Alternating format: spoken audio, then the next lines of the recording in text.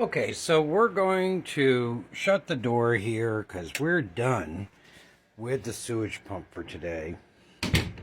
And we're going to move back on to our taping to wrap this up. Now, this should dry kind of quickly, so hopefully, maybe within the next hour we'll be done with that. We'll see if we can sand, prime. If not, maybe start this back wall of wainscoting so I can eventually get this toilet running, because there's large demand for it, because we're terrible to get down to one toilet in a household. So I'll be back. Now remember, don't forget to scrape between coats. It reduces the amount of sanding you'll need to do. And we'll just go for it.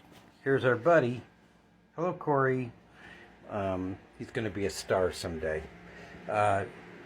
Just a recap of the knives being used here. Remember, we started off with the 4-inch knife here, and then we went to the 6-inch knife, then we went to the 8-inch knife, and then we went to the 10-inch knife, and now we're on to the 12-inch knife.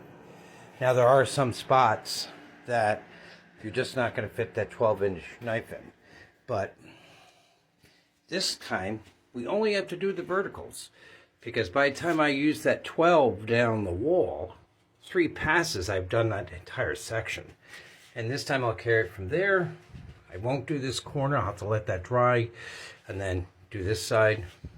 So it'll come across here, all through here, and of course here. So I'm going to finish the prep work of scraping, and then we'll be on to using the 12-inch knife. Now again, as I'd mentioned, I like to put in a little bit of water each coat. Now, because this is the final, I might put a little bit more water than I typically do. Have to be careful, because you don't want it too soupy, because you don't want it falling off the knife, because that's going to make a terrible mess. So, back to work. Catch in a little bit. It's easy to add water to the compound. Just squeeze the rag you're using into the bucket to add that little bit of water you need. Well, welcome back, viewers. So we've got our, I'd say 4th coat, but it's not the final. There's still some touch-ups that have to go on here and there. But I did get the baseboard heater cover back on, trying to get ready for the wainscoting. I did do a little bit of planning on the wainscoting, but I won't share that with you right now. We'll get to that when we start the wainscoting, which probably isn't going to be today.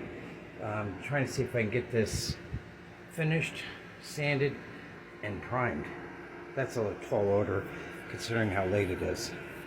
I'll be back.